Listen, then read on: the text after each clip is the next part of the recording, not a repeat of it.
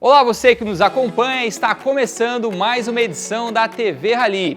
Semana retrasada, a gente realizou o nosso evento de divulgação de dados da etapa soja. E antes de começar esse evento, a gente fez um bate-papo, na verdade foi uma coletiva de imprensa com alguns dos nossos patrocinadores e nós selecionamos aqui alguns trechos dessas conversas para compartilhar com vocês. Então fiquem ligados que é isso que a gente vai mostrar hoje.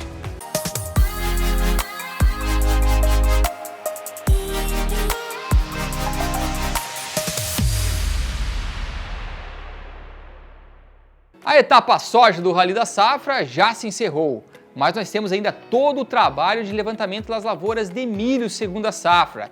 E para trazer um pouquinho desse gostinho de campo para vocês, nós mostramos agora o roteiro das equipes que avaliam as lavouras de milho a partir do dia 23 de maio. Vamos dar uma olhada?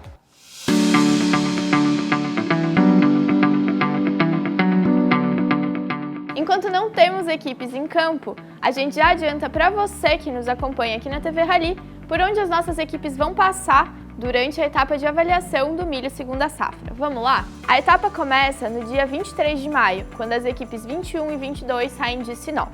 A equipe 21 percorre a BR-163, enquanto a equipe 22 avalia lavouras de milho na região oeste do Mato Grosso. No dia 29 de maio, as duas equipes chegam a Cuiabá e finalizam a primeira semana de trabalho de campo. Logo no dia 30 de maio, as equipes 23 e 24 embarcam na nossa viagem. A equipe 23 percorre o sudeste do Mato Grosso e o norte do Mato Grosso do Sul. Já a equipe 24, que também começa avaliando lavouras no sudeste do Mato Grosso, parte no meio da semana para avaliar lavouras no sudoeste de Goiás. Nossos técnicos finalizam a etapa em Campo Grande no dia 5 de junho. As próximas equipes a darem a largada no dia 13 de junho são as equipes 25 e 26, que percorrem juntas o sul do Mato Grosso do Sul. No meio da semana, chegam ao Paraná e percorrem rotas diferentes. A etapa de avaliação no campo do milho segunda safra se encerra em Maringá no dia 19 de junho. A grande marca dessa safra, sem dúvida alguma, é a produção recorde de soja de mais de 137 milhões de toneladas que a gente já trouxe aqui para vocês. Agora, existem algumas mudanças também em curso nessa safra que dizem respeito ao ambiente de crédito que nós estamos vivenciando. Nós nunca tivemos uma taxa de juros tão baixa e um crédito tão abundante sendo oferecido para o produtor, inclusive aí por instituições privadas. Seja em função da aprovação da MP do Agro Nova, a própria discussão do FIAGRO ilustra bastante isso, mas é fato que a gente está caminhando para um ambiente muito mais saudável em termos de fornecimento de crédito. E é nesse sentido que a pergunta foi endereçada aí para o Ricardo França, que é superintendente comercial de agronegócio do Santander, para entender como que o banco vê esse bom momento de oferecimento de crédito ao produtor e essa mudança que a gente está vivenciando no agro. Vamos dar uma olhada? Obrigado pela pergunta, obrigado pela oportunidade mais uma vez. Queria parabenizar pelo trabalho, um trabalho que a gente acompanha aí há bastante tempo com vocês.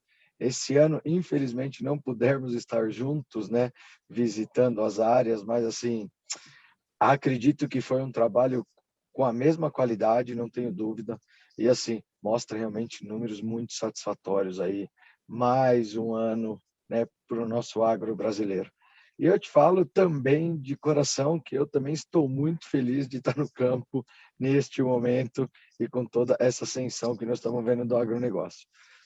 Falando um pouco de crédito, que foi a sua pergunta, assim, até queria iniciar com uma reportagem que saiu hoje do Ministério da Agricultura, né, que eles estão revisitando já, inclusive, o plano safra, olhando para os custos, né, porque a gente está vendo uma inflação dos alimentos aí sustentando a inflação total do país, né, e inclusive os mecanismos aí macroeconômicos já sendo utilizados, aumento de taxa de juros, para a gente tentar conter essa inflação. Então, eu acredito que isso esteja realmente já na pauta lá do Ministério, tanto da Agricultura quanto da Economia, que eles vão ter que olhar isso rapidamente também, porque a gente vai começar a discutir o novo Plano Safra. Entretanto, assim, a gente aqui no Banco Santander bateu o recorde o ano passado de crescimento mais uma vez, e a gente já tem um orçamento muito forte para o ano de 2021. Olhando não safra agrícola, mas olhando ano contábil nosso aqui, né, que a gente faz isso em cima 1º de janeiro a 31 de dezembro. Então, a gente olha aí um crescimento em torno de 35% a 40% novamente. Estamos com todas as linhas abertas, isso tem favorecido muito devido ao aumento do depósito à vista, tá, André? Isso precisa chamar bastante atenção, como nós estamos numa pandemia, né, em ritmo nacional, que a gente está vendo realmente um desemprego considerável e os outros setores da economia recuando, e a gente vê um depósito à vista muito forte, os investimentos desses demais setores parados, isso gera realmente esse depósito à vista lá em cima, e a exigibilidade dos bancos também aumentou significativamente. Então, a gente vem apoiando os produtores em todas as linhas, tanto safra quanto safrinha, né, e com os recursos direcionados. E é claro que cada vez mais os bancos privados entrando no agronegócio, vendo que esse é um caminho sem volta, né? E o PIB já ganhando uma proporção aí do agronegócio assustador, coisa que a gente não via há muito tempo. E assim, isso não tem volta. Os mecanismos dos bancos privados vão trazer, sim, diferentes estruturas de crédito para todos os segmentos. A gente olha lá nos big players do agronegócio, né? Vai ter as operações lá de renda fixa, com a taxa de juros que a gente olha, muito satisfatórias, como também aqui embaixo, desde o Pronaf, Pronamp, o médio produtor e o grande produtor pessoa física sendo muito incentivados pelos bancos a buscarem cada vez mais tecnologia, realmente. A gente enxerga, eu olhei ali, 17%, né, acima de 80 sacos. Puxa, isso para mim é um prêmio para todos nós, né? Eu só queria trazer aqui um breve relato. Nós estamos montando gerências regionais sob a minha gestão aqui em todas as regiões do Brasil, tá? A gente tem reportado isso aí nas principais mídias, né? E a gente tem realmente trazido muita gente para o agronegócio dentro do banco, especializando cada vez mais a mão de obra dos nossos gerentes, officers, como a gente quiser chamar, para realmente a gente falar a língua do produtor, a gente entender o momento que o agro está vivendo e a gente apoiá-los também nas discussões, principalmente financeiras, que eu acho importante.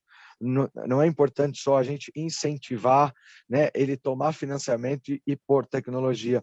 Também vale muito a pena a gente ter conversas financeiras de apoio, né, de olhar essa rentabilidade, que eu acho que é importante para todos nós, e que eles sejam saudáveis durante muito tempo, e a gente vê esse gráfico cada vez mais empinado. Agradeço a oportunidade e parabéns pelo trabalho. Ricardo, obrigado aí pela sua participação. Esse que é o 5º ano que o Santander embarca com a gente nessa viagem pelo Brasil que produz. A gente já falou bastante aqui sobre o recorde de produção de soja de 137 milhões de toneladas que devemos colher aqui nessa temporada. E com isso vem um outro desafio, que é o desafio de escoar toda essa produção, seja até os portos ou até os centros consumidores. Uma safra que a gente plantou atrasada e, por consequência, a gente também está colhendo ela atrasada, com compromissos aí de exportação gigantescos para serem cumpridos. E é justamente sobre isso que eu converso com o Altamir Perotoni, da Rumo Logística, sobre esse desafio de escoar uma soja, uma safra recorde e, quiçá, aí ver números de exportação recordes também para a soja quanto para milho. Vamos ver o que o Altamir tem para falar sobre isso. Boa tarde, André. Obrigado pelo convite. Acho que é o primeiro ano da Rumo aqui com vocês, né? Desse trabalho fantástico que vocês fazem. E não podia ser diferente, né? Porque, no fundo, aqui a Rumo é uma empresa de logística do agro, né? Eu brinco que a gente também tem outras cargas aqui, mas no final do dia é a soja, o milho, o farelo, o açúcar, né? Esse é a grande volumetria das nossas operações, né? Então, acho que, assim, quando você olha para a safra, né, essa concentração grande, né, que a gente vai ter esse ano, né, sempre que você fala de sazonalidade para a logística, realmente um desafio, André, mas a gente vem aí fazendo investimentos expressivos, né, desde quando a Rumo assumiu então a LL, né, a gente investiu cerca de 9 bi, né, para dobrar os volumes que a gente fazia no Mato Grosso, né, então Lembrar lá que em 2015 a gente transportava 12 milhões de toneladas saindo do Mato Grosso, né? E hoje já estamos falando mais que o dobro desse volume, né? Isso na base de muito investimento, né? Mais recentemente a gente investiu no terminal de Rondonópolis, né? Que é o grande terminal ali do Mato Grosso, né? Fez um investimento expressivo, né? Para gerar essa capacidade necessária para o agro, né? Para o escoamento da safra. Né? O nosso terminal hoje ali está super capacitado, né? A gente tem uma estrutura de recebimento ali de 15 tombadores, né? Então, o caminhão que chega na lavoura, ele descarrega muito rápido o nosso terminal para voltar para o campo, né? E a gente viu que esse foi um fator crítico agora no começo do ano, né? Então, ter ali um terminal super eficiente que receba o caminhão rápido, né? E despache o caminhão de volta, é um diferencial, né? Então, esse é um investimento relevante, né? Tem outro investimento que os trens de 120 vagões, né? Então, para quem conhece, até então a gente tinha trens de 80 vagões, né? Que transportavam 50% a menos, certo? E agora a gente fez vários investimentos, né? Em pátio de cruzamentos, todas as obras ao longo da via que são necessárias para você transitar com um trem desse tamanho. Né, uma composição com 120 vagões, cada vagão aí com 90 e poucas toneladas. Então, a gente brinca aqui que é um ganho, né, de competitividade, né, e um ganho também do ponto de vista de sustentabilidade, porque a gente está transportando muito mais com menos emissão de CO2. Né? Então, eu diria para você, do ponto de vista de capacidade, André, isso aí é música para os nossos ouvidos, né, porque a ferrovia, no fundo, tem um custo fixo enorme e ela precisa de volume para se pagar e gerar eficiência, né? Então, o desafio certamente existe, né? A gente está muito mais preparado hoje, seja do ponto de vista de material rodante, né? De composições, seja do ponto de vista de terminais de transbordo, né? Altamir, obrigado aí pela sua participação, satisfação tê-los aí como patrocinadores do Rally. Bom, então agora a gente vai ver a segunda parte da recapitulação dos melhores momentos de campo do Rally da Safra. Vamos dar uma olhada. Aqui no interior do município de Querência, encontramos uma lavoura aqui de milho. Fizemos uma amostra nesse talhão aqui de soja em estádio de R9. E logo aqui ao lado nós percebemos uma área de abertura. Então já foi feito um enleiramento. E logo certamente se tornará uma lavoura também. Bom dia, pessoal, e já estamos aqui, 7 horas da manhã, na nossa primeira lavoura, avaliando as lavouras aqui do município de Unai. E essa chamou muita atenção, uma lavoura que a gente estimou a produtividade média em torno de 70 sacos por hectare, e muito por conta daqui, o ponteiro da planta de soja está cheio de vagens. Isso faz uma diferença enorme na produtividade. E quando a gente vê os grãos, olha só, grãos bem graúdos, bem cheios, bem pesados, isso também vai puxar essa produtividade média dessa lavoura para cima. Então, acompanhe a gente que tem muita coisa boa para a gente encontrar na estrada ainda hoje.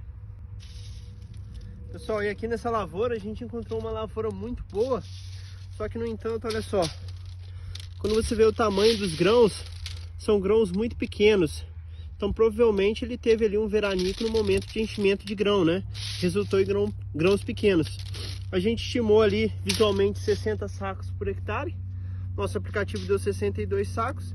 Então nosso desconto de 2 sacos por hectare por conta desse grão menor foi bem assertivo aqui nessa lavoura. O sul do Brasil é a principal região produtora de cereais de inverno do país. Duas culturas que são mais implantadas como cereais de inverno é o trigo e a aveia. Como que a gente faz para identificar uma palhada que a gente encontra se é de trigo ou de aveia em rotação nas lavouras de soja? É simples, a palhada a princípio é aparentemente bem parecida, porque são duas culturas gramíneas bem parentes, próximas, porém a gente identifica a estrutura de reprodução.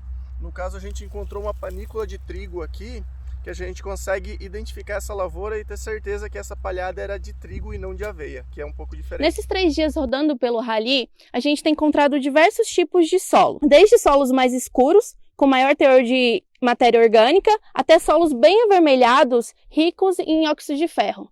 A gente também vê variação na textura do solo. Quando úmidos, alguns conseguem formar aglomerados e outros não conseguem formar essas estruturas. Na avaliação do Rally, a gente caracteriza o solo em 3 tipos, em arenosos, médio e argilosos. Chegamos aqui na cidade de Correntina e aí paramos para avaliar essa lavoura e nos deparamos com uma soja com esse porte. Tem mais de 150 vagens, deu mais de 300 grãos, então a expectativa é muito boa e de fato está com bastante cachopa aqui, bastante vagens de 3 grãos.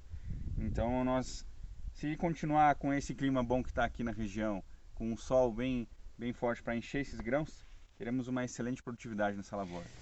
Nós estamos aqui no oeste da Bahia, no município de São Desidério, e a realidade que nós estamos encontrando nesse momento é isso aqui. Soja em estágio de R6, entrando em R7, enchimento de grãos. E aqui nós temos algumas pragas que queremos mostrar para vocês, que são de extrema importância. Percevejo, né, que consome a seiva aqui, as lagartas que diminuem a área foliar, diminuindo assim a fotossíntese, e com isso a planta diminui também o potencial do enchimento dos grãos. Continuando nossa expedição pelo sul do Rio Grande do Sul, encontramos uma situação que já comentamos sobre a entrada de soja em áreas de baixada utilizadas para a produção de arroz. Nessa área aqui temos à esquerda uma área de arroz recém-colhida, que é utilizada há muitos anos provavelmente nessa região, porque é uma região arrozeira, e com a entrada da cultura da soja em rotação com esse arroz. É um benefício para a cultura do arroz, pois dá para fazer um manejo de plantas daninhas adequado com essa entrada dessa soja, e é uma boa fonte de renda alternativa para o produtor tradicional de arroz com a cultura da soja nessa região, ganhando mais força a partir de alguns anos. Estamos no Rio Grande do Sul, estado conhecido por seu relevo mais acidentado. Estamos aqui com uma lavoura de uma grande declividade na sua implantação, e o que impede essa lavoura de sofrer com erosão, o solo sofrer erosão, é simplesmente um manejo de solo adequado. Temos aqui uma grande quantidade de palhada da cultura de inverno anterior, aliada a uma estrutura de solo bem argilosa e ao plantio em nível da própria soja, o que não permite que aconteça um grande escorrimento de água. Portanto, para conduzir uma lavoura em um sistema tão complicado, de um desnível tão grande, o manejo de solo é muito importante. Pessoal, por hoje é só. Um grande abraço a todos vocês que nos acompanharam em mais essa edição da TV Rally.